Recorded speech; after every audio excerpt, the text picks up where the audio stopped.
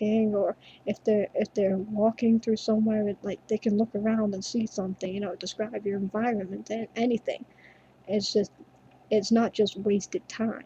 It will eventually build the world up around you so you can understand what's going on, and other people can understand what's going on. Other people can see the world around them in their mind, and it makes the RP much more enjoyable. Um, so like saying stuff like, "Oh, we're walking through a forest," and that's all well and good. You're in a forest, but it could have been something along the lines of, they're walking through a wooded area, and then they, while they're looking around, they see certain trees in one area and certain plant life in the other area, like creeping ivy going up a tree or something that builds definition to the scene and gives it character and body.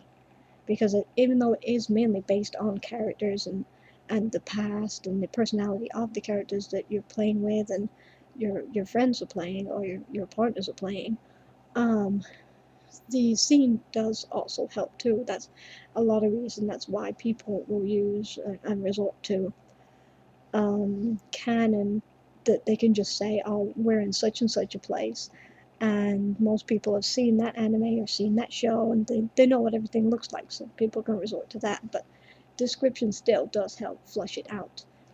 Um, and then there's the semi-casuals, probably like myself. I used to be close to the elitist level, but I just couldn't maintain it. I really just did not see the point in just constantly holding my nose up and being like, "Look, I can do like so much. I can do like 8 paragraphs to your 4.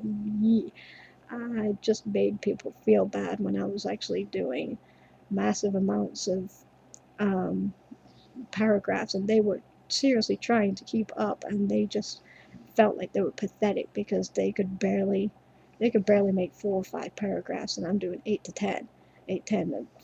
I think 15 to 17 was my maximum at one stage.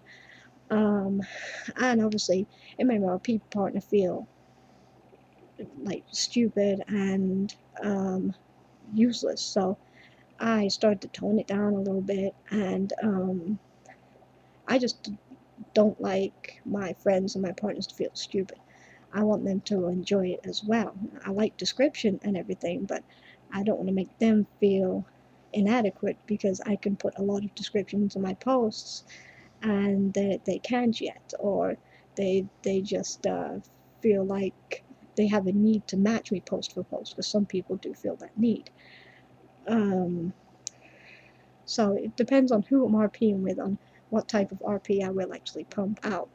I've done the whole one-line stuff with newbies till they've grown into paragraphs. I've done multi-paragraph with people who are of that level, and I've done the whole hog on the whole glorious novel to every post you do. So I've pretty much seen it all, and I've seen the speed RP, which is the most ridiculous thing ever. And it's just really about having fun with your friends and with your RP partners and with whoever you're RPing with. You can make some real deep friendships with people just starting out with RP.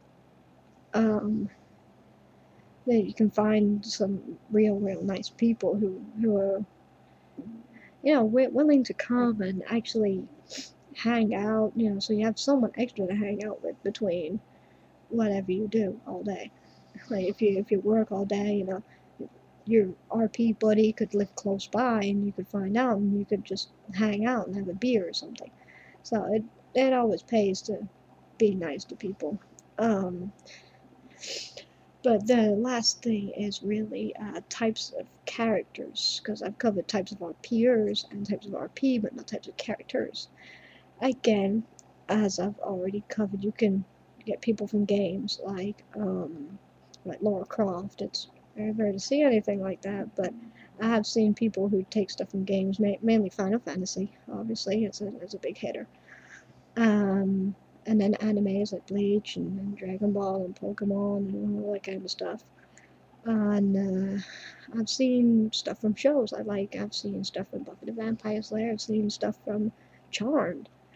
Um, It is hard to do. Some canon characters, I will admit, some canon characters are set in stone at what they can and will do, and it is very restricting sometimes.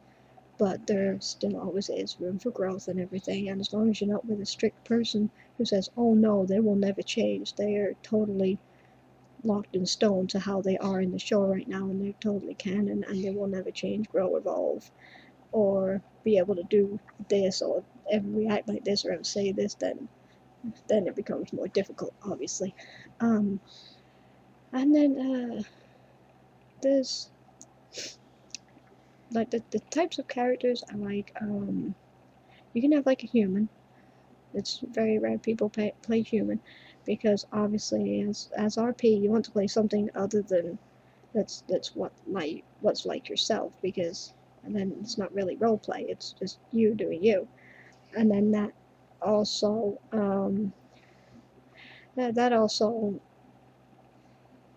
doesn't make the ERP any better. Really, the reputation for RP was already downgraded when ERP started to arrive, because people were automatically putting it in the same light as cybering. Obviously, ERP is when two characters got to a certain point that certain adult things will happen. Some storylines do call for certain types of ERP. There's obviously many animes that have scenes of sexual assaults of any kind, rape or even consensual, and obviously it's mainly hentai that has that, but there's hints of it in all shows and animes if you're looking close enough, and obviously in games there's many sexual references. But it starts to get a bad rap because obviously people who cyber, like normal guys who just want to whack off to a girl, will automatically assume ERP is just a way to get off.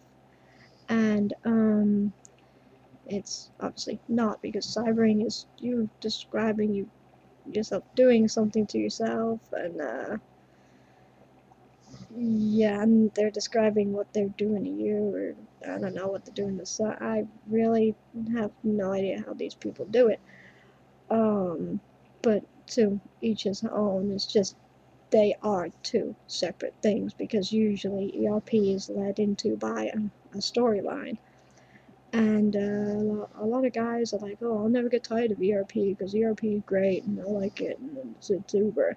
And then, like, after a while, it does get repetitive for them, and they either have to start a brand new RP because they actually need some goddamn storyline because they're just so tired of it, or they just want a new story to set their mind away from it, because it actually does get repetitive if you do it repeatedly over and over and over again. That's another thing that makes it different than cybering. But again, they always get grouped together, like hentai is always grouped with porn, when they are also two different things. There are many types of characters that I wanted to cover, like people can play demons and people can play like humans, because in Charmed, technically the witches are humans and they actually fight demons, so that actually wouldn't be a huge shock for them to actually see someone playing a demon and then being able to fight them and such. But in the likes of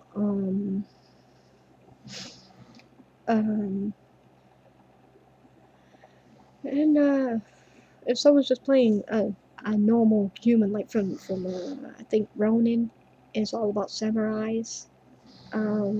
I don't think there's any references to demons at all in that show. So if they were playing a normal human from there, or something from Naruto, I believe has no demons, and somebody else is actually playing a character that is a demon, then obviously the human character has to react to something they've never seen before, and depending on where they actually come from,